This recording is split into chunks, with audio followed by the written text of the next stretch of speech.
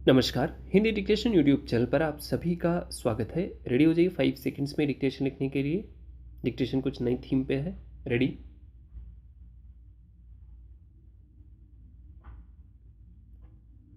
इस साल फिर दिल्ली में डेंगू का प्रकोप जैसा दिख रहा है। यह चिंताजनक है।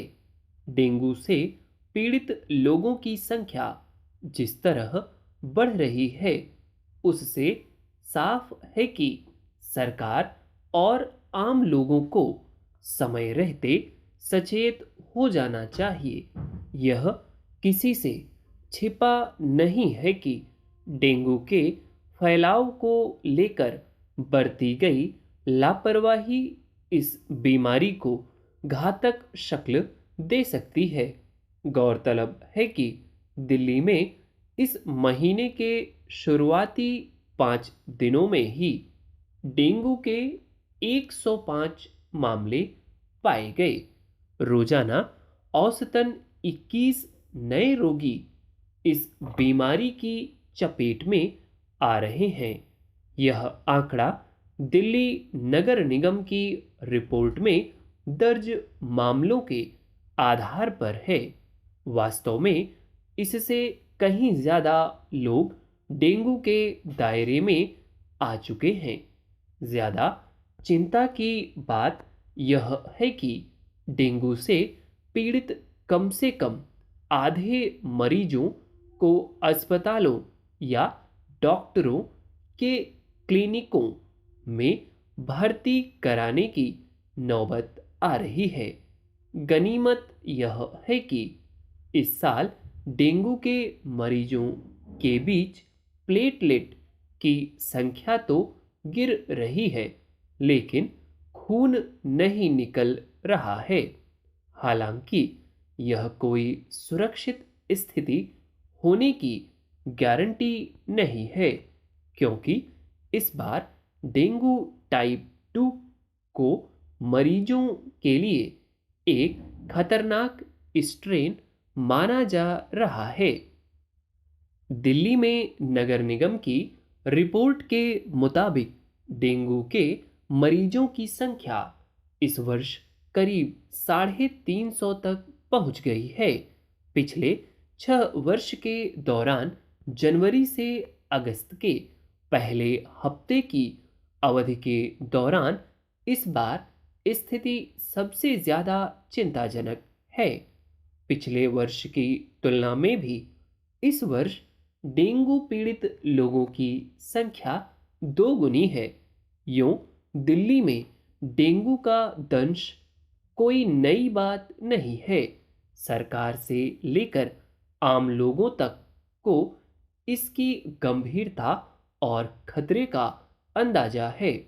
विडंबना है कि जिन मच्छरों के काटने से यह बुखार फैलता है, उसके नियंत्रण के लिए न तो सरकार की ओर से पर्याप्त इंतजाम किए जाते हैं, न ही लोग अपने स्तर से जरूरी सावधानी बरतते हैं। जबकि सबको पता है कि डेंगू फैलाने के लिए जिम्मेदार मच्छरों की प्रकृति क्या है, वह किस वक्त काटता है और उससे बचाव के लिए क्या करना चाहिए।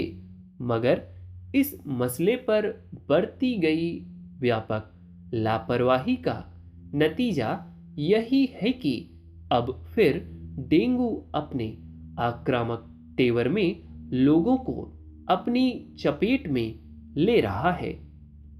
मुश्किल यह है कि कई बार लोग बुखार को सामान्य और मौसमी संक्रमण मान लेते और उसी तरह उसका इलाज भी करते हैं, जबकि यह संभव है कि इस मौसम में होने वाला बुखार डेंगू के रूप में पल रहा हो।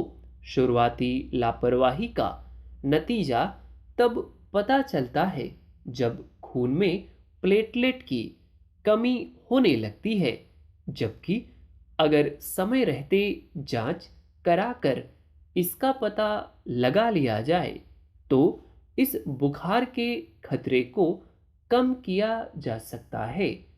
घर और आसपास डेंगू के मच्छरों के पलने और बढ़ने से रोकने के लिए पानी जमा न होने देने के साथ साथ बुखार की जांच जैसी बहुत छोटी सावधानियां बरत कर इससे बचना संभव है।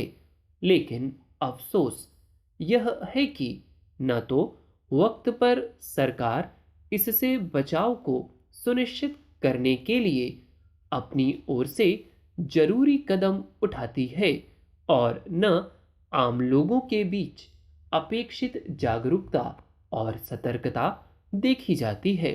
नतीजतन जिस डेंगू का सामना करना और उससे बचना आसान है, उसकी चपेट में आकर लोगों की स्थिति गंभीर हो जाती है।